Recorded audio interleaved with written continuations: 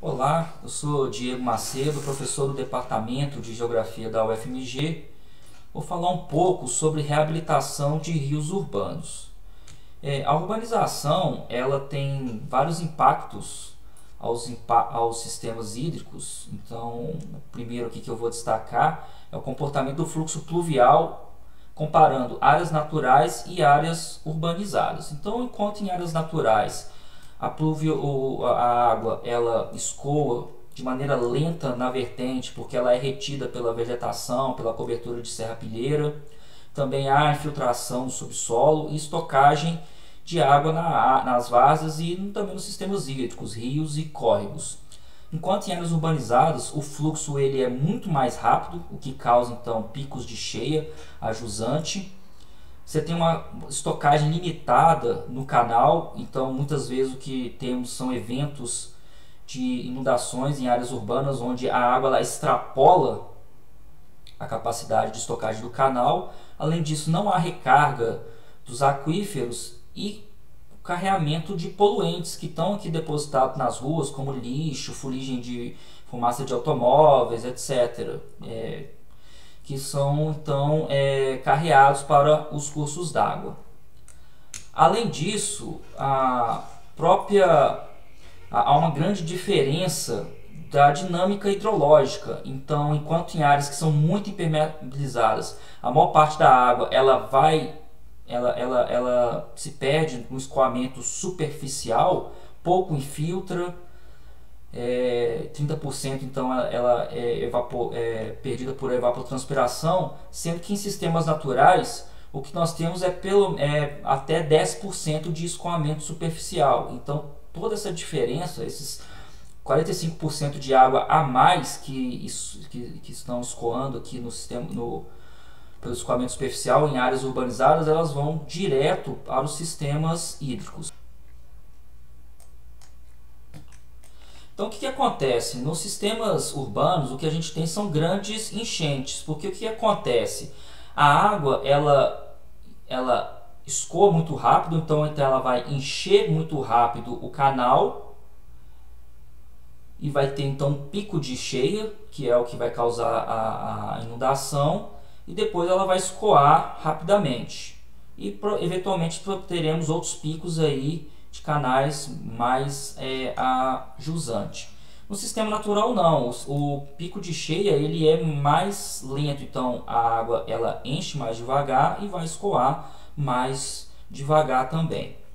O que acontece é que com a urbanização acontece que nós estamos ocupando os limites de inundação dos sistemas hídricos. Então o que acontece? Quando a água ela enche, ou seja, você tem inundação, ela vai acabar atingindo o quê? As próprias residências, enfim, toda a ocupação humana que tem aqui.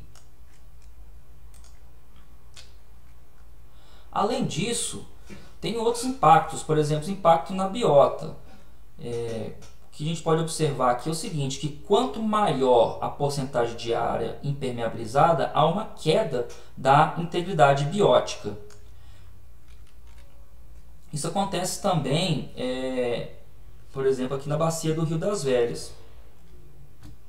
É esperado que a riqueza, que são o número de espécies de peixes encontrados no rio, elas vão aumentando da nascente em relação à foz.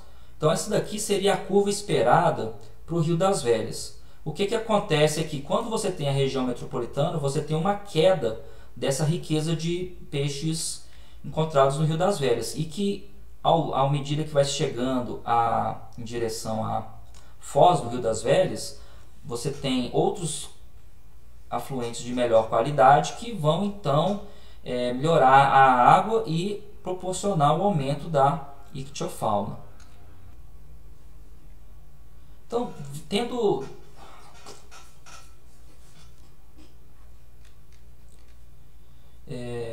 tendo em vista esses impactos da urbanização, o que estamos observando aí ao longo dos últimos anos são iniciativas de restauração de rios urbanos, que são alterações intencionais de um local para a sua forma natural através de processos e intervenções que levem a reestabilizar a relação de sustentabilidade e saúde entre o natural e o cultural.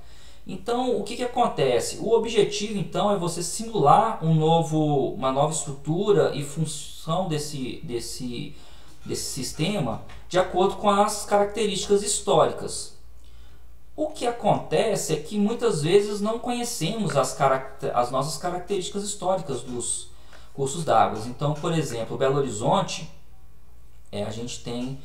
Belo Horizonte foi fundada aí no final aí do século XIX e não temos registros históricos das condições dos rios de Belo Horizonte, porque não foi feito nenhum tipo de inventário à medida que a cidade foi crescendo. Então, como que eu vou trazer esse rio a um estado natural se eu não conheço esse estado natural? Além do mais, um outro problema é que a própria urbanização ela altera tão drasticamente os sistemas que é praticamente inviável você tornar ele ao seu estado natural. Então, o que acontece é que o que é um conceito mais plausível é o conceito de reabilitação, que então vai trazer o quê? A recuperação de certos elementos biofísicos do ecossistema e incorporação desse sistema à paisagem da cidade. Então, só alguns elementos do sistema biofísico são retomados. Então, o que acontece? É um processo que é possível de ser executado, principalmente em áreas urbanas, não apresenta uma recuperação integral do sistema, mas apenas alguns elementos. Então, você tem uma nova dinâmica desse sistema hídrico que vai simular algumas funções do sistema natural. Então, o que acontece? Se a gente for pensar que aqui seria o sistema natural, então ele é menos perturbado, você tem um impacto, então você tem uma crescente perturbação do sistema e você vai ter uma intervenção. Uma intervenção de restauração, ela tem o objetivo de trazer esse sistema para o mais próximo do natural, que seria o estado menos perturbado. No entanto, o que é mais plausível é o que? É as ações de reabilitação. Então você vai trazer esse sistema para uma situação aqui intermediária. Então aqui em Belo Horizonte tem o programa Drenubes, que visa a recuperação do saneamento ambiental dos fundos de vale, que foi uma iniciativa aí que é recente no contexto brasileiro. Ela é a partir de 2003 que tem a implantação dos primeiros projetos do Drenubes e está muito mais focado na reabilitação de cursos d'água.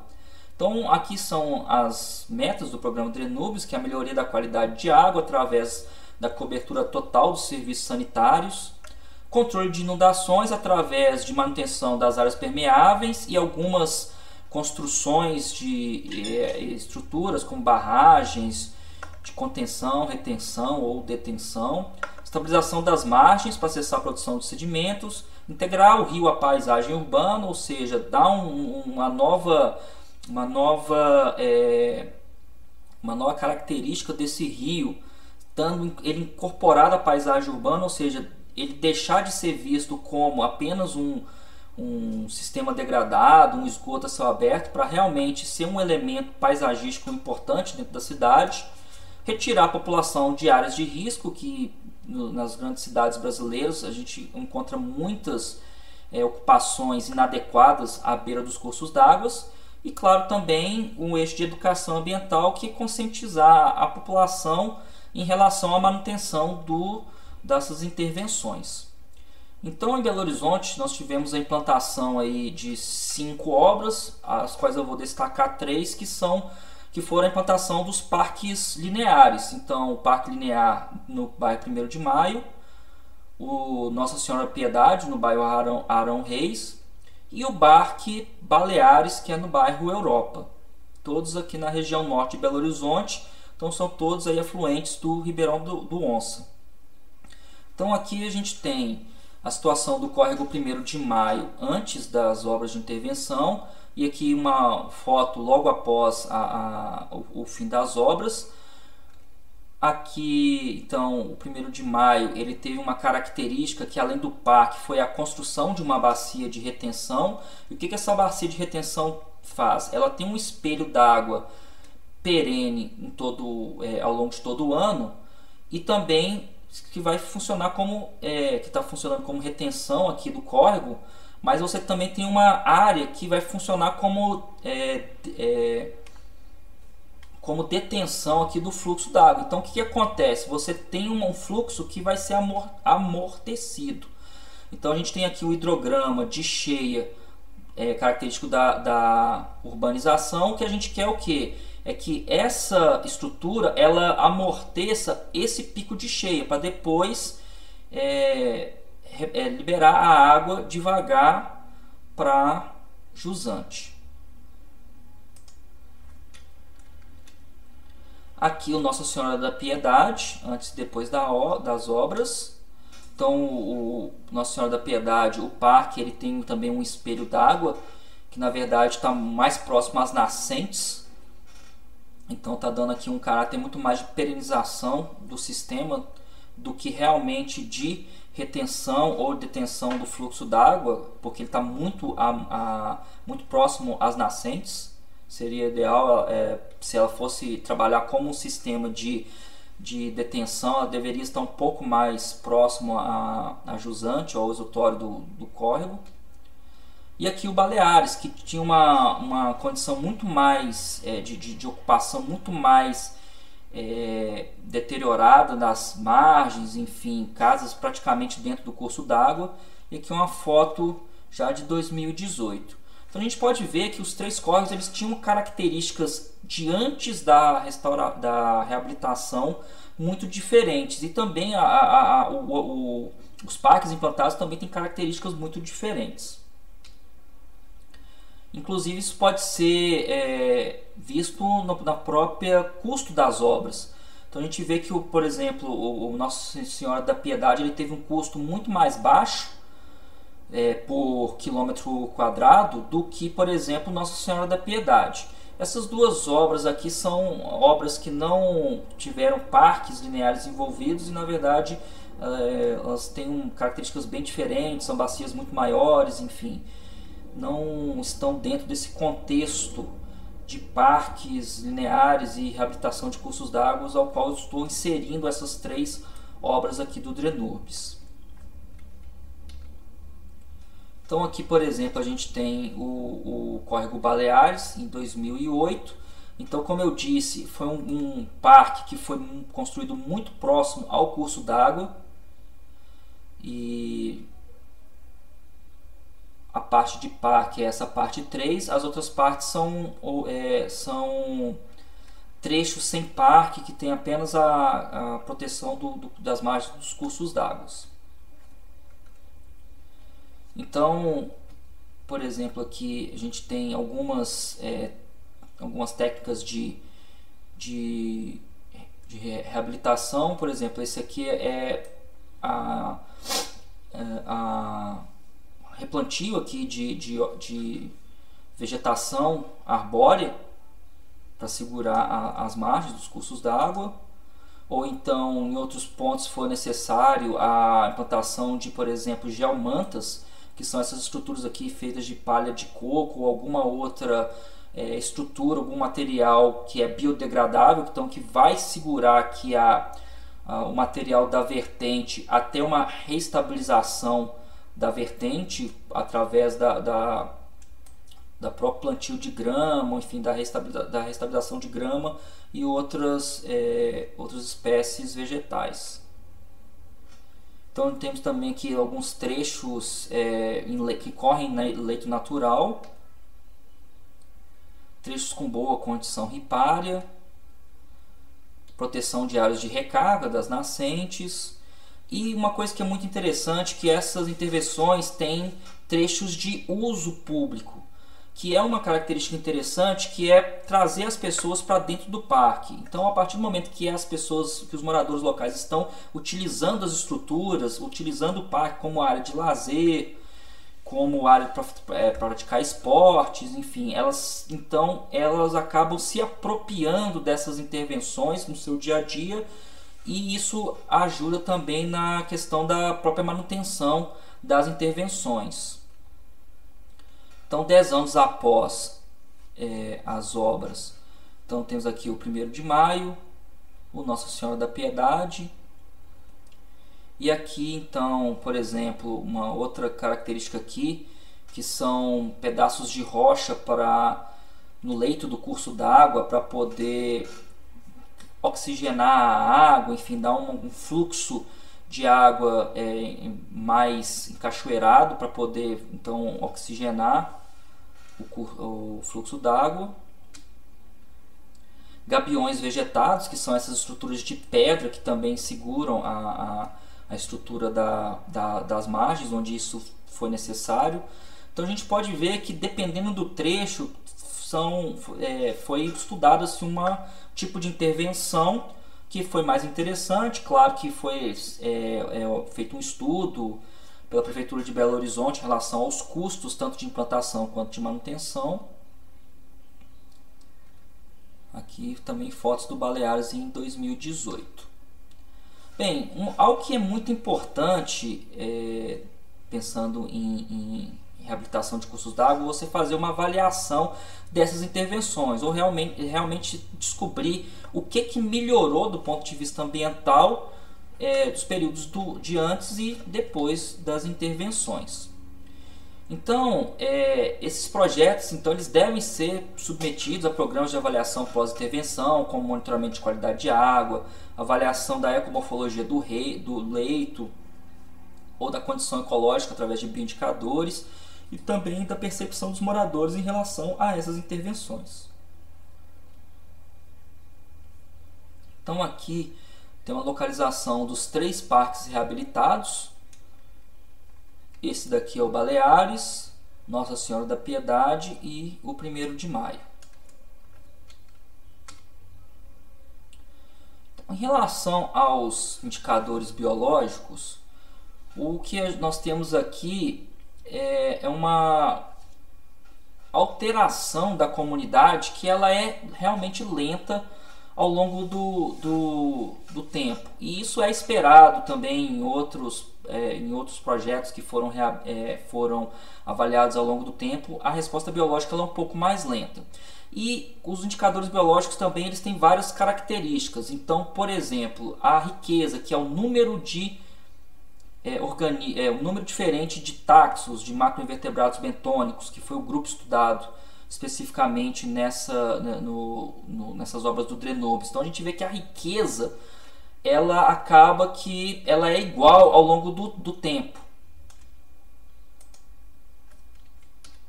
E, por exemplo, o índice BMWP, que é um índice que leva em consideração a tolerância das famílias, o que a gente vê aqui tem uma pequena melhora aqui no momento pós-restauração 2, que é o momento 2018-2019, mas que ainda do ponto de vista estatístico ele não tem diferença das fases antes das intervenções e logo após as intervenções. No entanto, se a gente for trabalhar com os organismos que são os mais sensíveis, que são os organismos das ordens Ephemeroptera, Plecoptera e Trichopteras, o que podemos ver é que nesse momento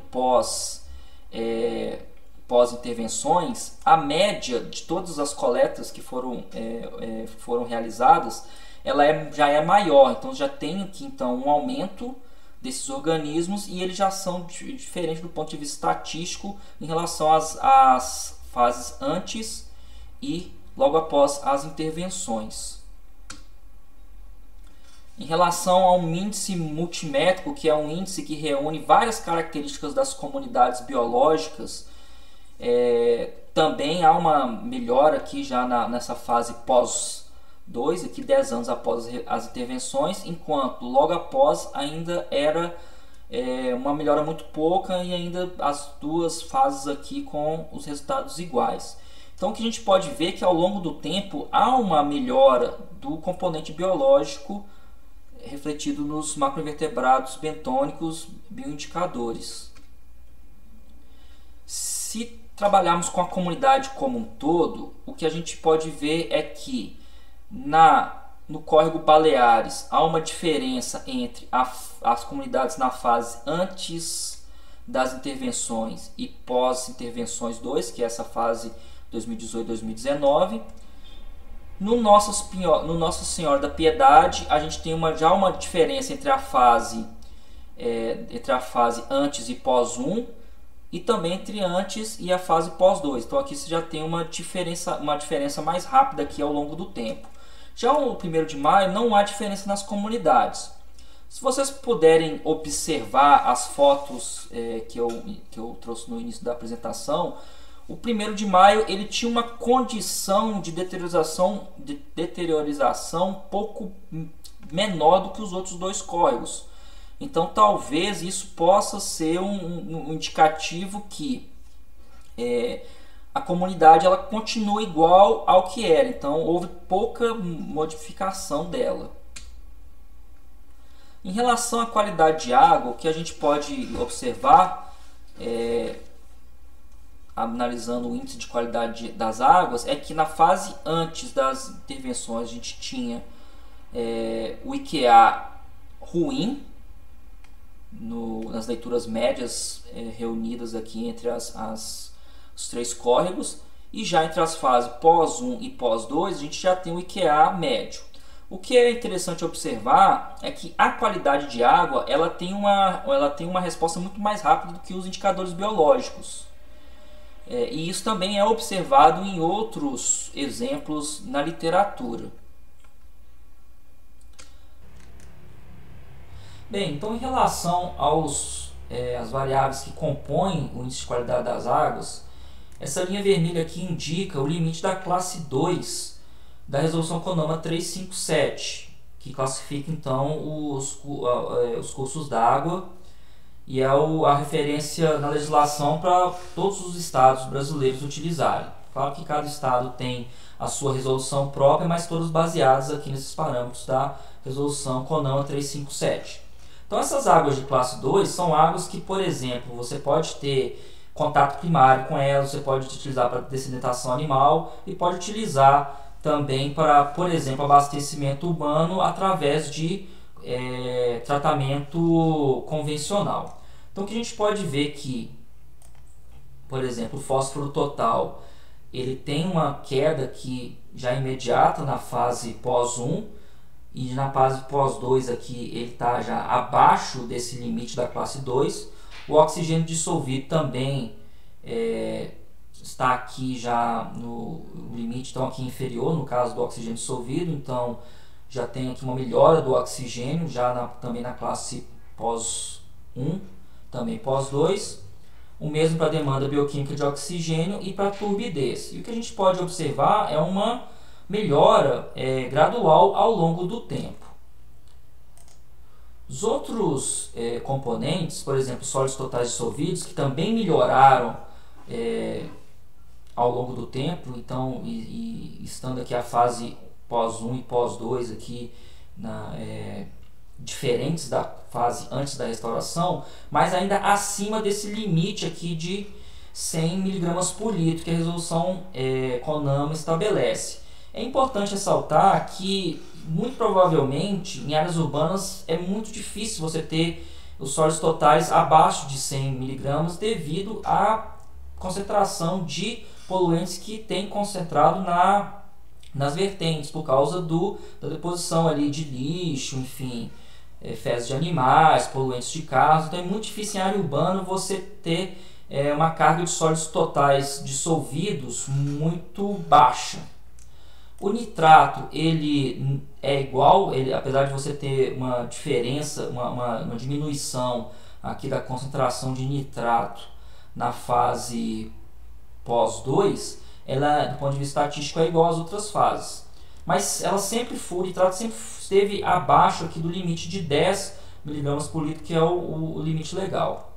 Os coliformes termotolerantes também tem um outro resultado muito interessante, porque ele era muito alto. Na fase pós 1 ele baixa, apesar de ainda estar aqui acima do limite de 1000 organismos a cada 100 ml, e depois você tem uma piora dos coliformes termotolerantes. Isso aqui é uma condição muito interessante porque à medida que você tem a implantação dos parques, você tem a atração da fauna de volta. Então hoje você tem pequenos mamíferos como pequenos macacos, você tem aves também dentro desses cursos d'água. Então algo que pode estar aumentando um pouco essa carga de coliformes, e isso claro demanda mais estudos, é essa presença de animais silvestres, animais domésticos, também silvestres, no entorno dos cursos d'água, por causa da presença dos parques, da recomposição da mata ripária dos parques. A qualidade do entorno também foi avaliada através de um protocolo de avaliação rápida dos ambientes fluviais. Então, aqui bem após as obras, em 2008, por exemplo, a gente já teve aqui uma melhora da pontuação do protocolo, e olhando então os 3 córregos em conjunto nas 3 fases avaliadas, o que a gente vê é que a condição do protocolo está aqui nessa condição alterada, e diferente do ponto de vista estatístico em relação à fase antes das intervenções, na qual a maior parte das leituras estavam aqui dentro do impactado e hoje está aqui dentro da faixa alterada. Claro que no ambiente urbano não se espera que se tenha um ambiente natural, porque realmente você tem presença de pessoas, você tem casas ali próximas, você tem estruturas urbanas, e que isso na verdade vai fazer a pontuação do protocolo abaixar um pouco. Então, para um ambiente urbano, você ter uma condição alterada já é um grande ganho de qualidade.